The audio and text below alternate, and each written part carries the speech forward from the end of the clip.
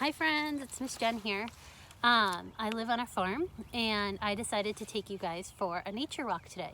So at the end of the video I have a bunch of pictures that we have taken of the wildlife on the farm and all the different types of stuff that we've seen here. But I have different kind of terrains out here.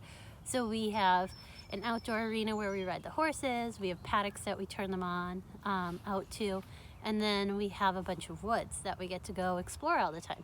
So I'm going to take different videos and different clips of different parts of our farm. Okay, so enjoy. Guys, Miss Jen's in the woods right now, and this is one setting. It's a little squishy. I can hear the ground squishing because it's holding moisture in it, but over here there's also a little stream that cuts through that I can see, and I see lots of sticks on the ground. And if you look up, you can see different colors, kind of different shades of how the trees are and how there's leaves on the ground, all the different stuff in nature. Hi guys, I'm going to talk about the ground right now and what I see and all the different stuff that's around me. So I'm going to change my camera around so you can see what I'm seeing. And ooh, I guess I'm having trouble, but I'll just flip it. So this is the ground right now, and this is what I'm seeing. I see leaves, and there's different kind of leaves. I can feel the ground. The ground feels a little wet right now, mostly because it's been damp and holding the moisture. And if I look really close, I can see some dirt that's been dug up, and the grass feels wet, and you can see the dew on it if you look really, really close. The dew is little spots of water that hangs onto the grass. So that's what I'm observing right now outside. And I'm gonna walk through the woods a little bit so you guys can see other stuff. Across this big pile of sticks. Some of it I think we brought outside, and then some of it I think animals have maybe made into a den, so I'm not gonna get too close because I want to stay safe. But looking at it, what kind of shapes do you see inside of the sticks, and what kind of animals do you think could live in here? So keep that in your brain, and maybe you could write it down on a piece of paper and have your parents send me the response. Alright guys, so I'm outside on our outdoor track where we ride the horses, and I have a stick here. This is just an example of something you could do. So you could find a stick outside in nature, and you could use it in dirt or mud, or if you guys have a sand pit, you could use it in there too, and you can create different shapes. So I'm drawing a circle right now. I might write my name, Miss Jen.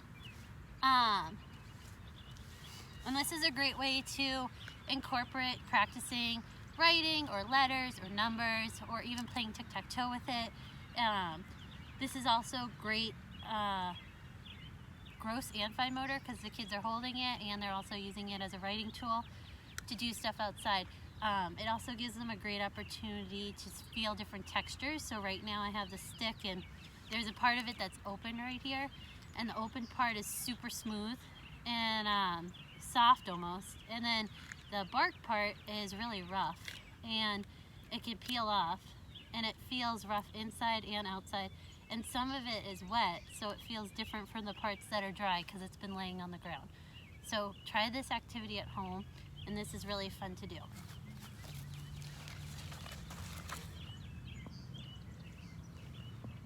Alright, so as you guys can see, we have a lot of trees here.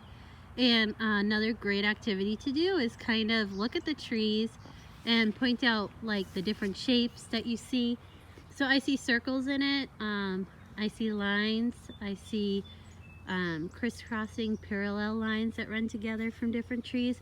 It's also really cool to try to guess how old these trees are. And notice all the different leaves that are coming off the trees, and you guys can make predictions of what kind of tree you think it is. A way that you could do is guessing how old a tree is the real way to find out is estimating the age of a tree can be done pretty quickly and accurately by measuring the circles. If you can see one chopped down and look inside of it, you can count the rings to see how old they are. But depending on the type of tree, for example, you can measure their circumference of the trunk, so that would be the bottom part. You can count the rows of branches that they have, but the most accurate method is to count the rings inside of a tree. But you don't want to cut down a healthy tree to find out how old it is. So some of the other activities might be really fun to try to count how many branches are on it and take an estimate of how old the tree is. All right, friends, I'm at another piece of our property. This is almost like wetlands. If you can see, there's standing water. And I don't know how mushy it is, so I'm not going to walk that far over. But earlier today at this line, we saw a red cardinal here and a blue jay. So I am going to try to be quiet so you guys can hear the birds. And if I see anything, I'll try to zoom in on them. But I can definitely hear them all chirping in the background. So I'll be quiet for a minute.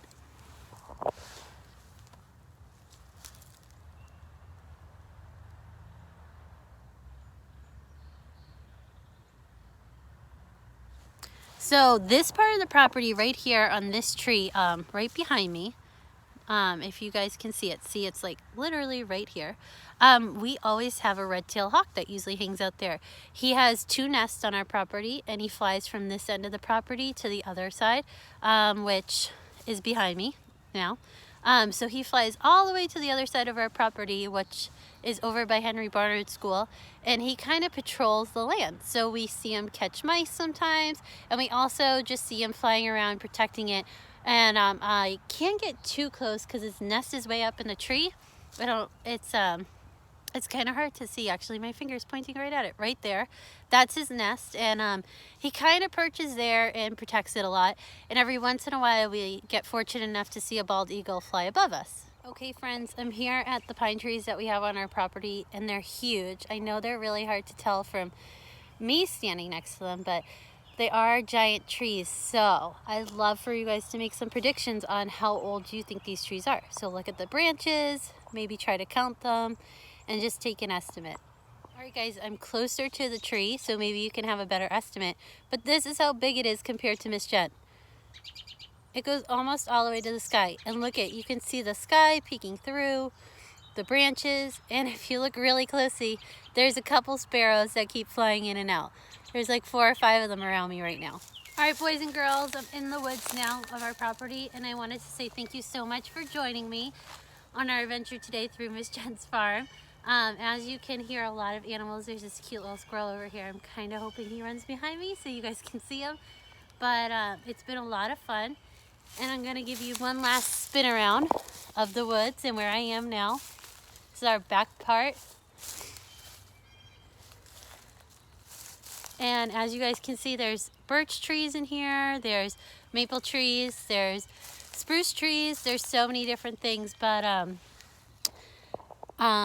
this is where I'm going to leave you today. So I hope you guys all had fun on the adventure with me, and hopefully I'll be able to make some more of these as long as the weather stays with us and it stays good and not rainy.